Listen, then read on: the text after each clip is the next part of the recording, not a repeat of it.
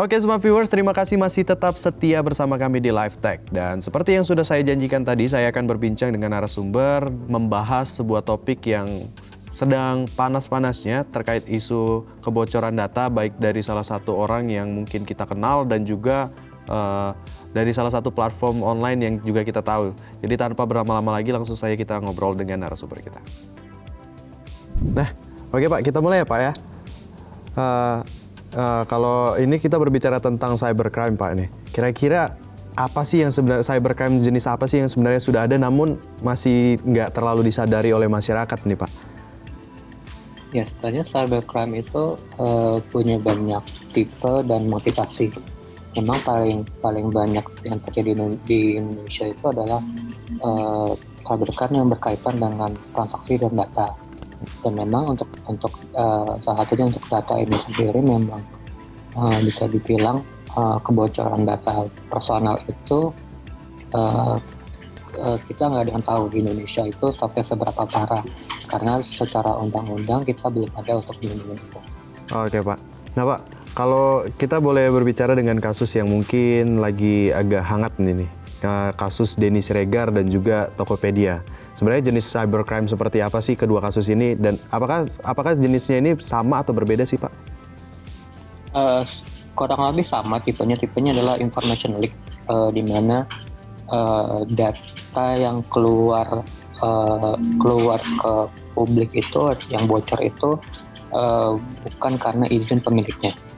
Ya, jadi tipenya information leak, dan itu memang tapi kalau ditinjau dari sisi motivasinya itu agak berbeda. Kalau misalkan kasus Tokopedia kan memang motivasinya adalah seorang hacker yang mencoba untuk masuk ke dalam sistemnya gitu kan ya. Memang dari pihak luar yang mencoba untuk mengambil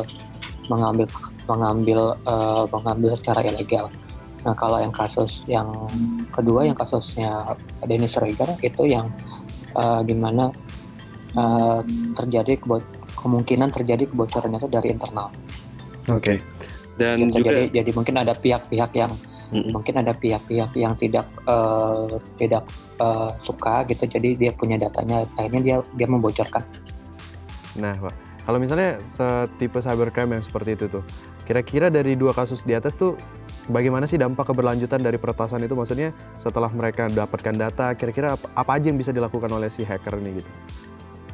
Nah, biasanya kalau nggak cuma hacker ya Pak, tapi juga orang-orang yang bisa dapat data kita biasanya dimanfaatkan misalkan untuk melakukan penipuan, atau menyebarkan hoax gitu atas data orang itu, atau misalkan bahkan mungkin kalau kita baca kasusnya Pak Denny, mungkin dia mengaku sampai keluarganya didatangin sama orang-orang yang yang bisa dibilang membenci dia gitu. Jadi udah sampai ke arah fisik. Nah, ini cukup berbahaya sih Pak. Oke. Nah, sebenarnya kan Pak kalau udah diretas seperti itu Pak, apa sih sebenarnya yang harus kita lakukan? Karena ini menarik juga nih, karena dari pihak kita sebut providernya atau pihak platformnya sendiri pada kenyataannya tidak mampu nih memberikan perlindungan data terhadap kita sebagai klien gitu. Kira-kira apa sih yang harus kita lakukan Pak? Ya. Baik. Ya, memang untuk pertama saya ngomongin secara undang-undang dulu ya. Oke. Undang-undang perlindungan data itu sedang dirancang di DPR. Yang susahnya itu adalah memang untuk mendefinisikan perlindungan data itu adalah tanggung jawab masing-masing stakeholder. Ya kan, yang paling rumit dan paling rumit adalah ketika data itu bocor, siapa yang harus bertanggung jawab? Itu yang paling rumit gitu. Dan memang rancangan undang-undang itu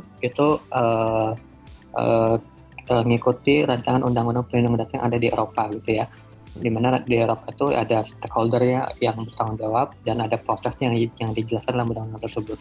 Okay. Dan memang kalau dari kita sebagai pemakai, sebagai user, kita harus aware data pribadi kita itu dimasukkan ke sistem mana, gitu ya. Harus perhatian banget gitu, jangan sampai data itu keluar, dan mungkin bukan dalam bentuk digital aja, misalkan dalam bentuk fisik, contohnya misalkan kayak tagihan kartu kredit terus kita main buang gitu aja tanpa dihancurkan dulu gitu.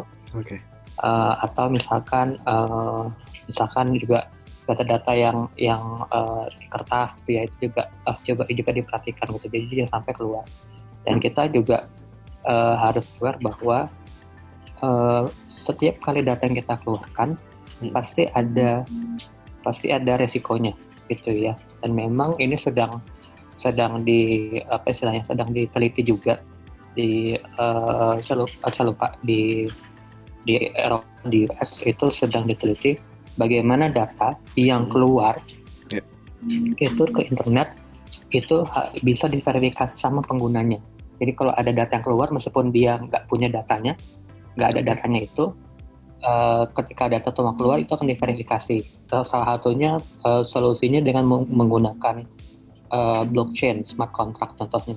Jadi ketika data itu keluar itu akan tercatat di dalam bagian blockchain-nya, dan itu bisa aja setiap data keluar dia dibayar pakai cryptocurrency. Kurang lebih sejauh ini sampai situ. Ya dari sisi teknologi. Ya kalau dari sisi yang tadi saya sebutin dari sisi pemakai, ya kita harus aware soal itu. Soal gimana kita input data. Nah, oke. Dan juga menariknya kan kalau misalnya seperti itu ya Pak, udah kita diretas. Kira-kira ada nggak sih solusi dalam menghadapi yang kayak misalnya kedua kasus ini nih, yang sebelumnya dibahas nih. Apakah ada yang bisa kita lakukan selain ganti password nih? Kan karena kita taunya itu kalau misalnya data kita kecuri tuh kayaknya harus ganti password dan lain-lain. Sebenarnya ada cara lain nggak sih Pak? Sebenarnya nggak ada cara lain sih Pak, memang harus ganti password. Ya masih mending kalau data yang bocor itu adalah data password gitu ya Pak.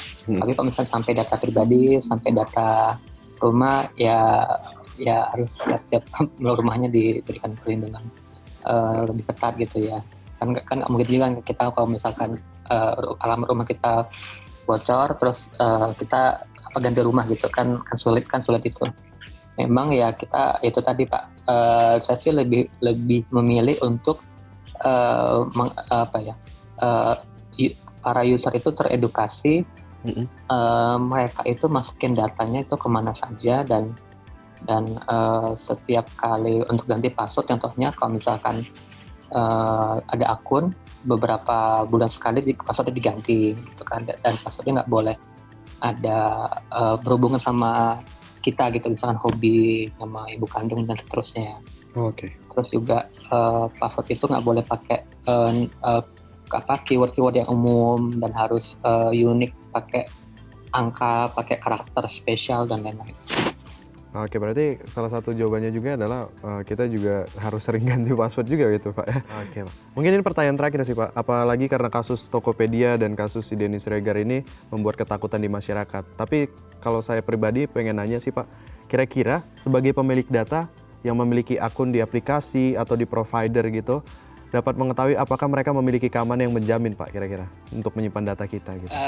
Satu, supaya bisa menjamin kerahasiaan password mereka, saya mungkin akan menyarankan pengguna bisa memakai aplikasi penyimpan password. Itu ada di beberapa handphone, jadi nggak perlu ingat password, dan itu saya nggak boleh promosi di sini Pak ya. Jadi ada satu aplikasi gitu ya, buatan alumni BINUS juga gitu. Dia itu bisa menyimpan password, dan kalau kita login itu harus pakai rekognisi wajah. Jadi jadi misalkan face recognition. Jadi kalau misalkan kita mau login Facebook, kita nggak password kita, nanti aplikasinya akan scan wajah kita, nanti Facebooknya langsung kebuka contohnya. Seperti itu. Dan itu saya rasa sih alatnya cukup bagus sih Pak. Itu. Nah kalau boleh tahu Pak, nggak apa-apa nih Pak, itu kan buatan BINUS sendiri nih Pak, kira-kira aplikasinya apa sih Pak namanya Pak? Mungkin teman-teman smart viewers juga pengen tahu. Ya baik, nama aplikasinya itu MyOTP, MyOTPS, MyOTP pakai S itu ya, MyOTPs. Itu bisa di-download di Play Store. Untuk khusus Play Store doang atau iOS juga udah bisa kira-kira Pak? Saya belum ngecekin sih Pak. Oke. Oke, berarti itu juga salah satu yang bisa kita banggakan ya Pak ya, dan salah satu pilihan buat kita untuk aman akan data-data kita melalui password gitu ya. Oke Pak Adit, terima kasih ya Pak untuk waktunya udah mau berbincang-bincang bersama saya di Live Tech Pak. Sampai ketemu lagi Pak. Ya, sama-sama Pak. Baik, terima kasih.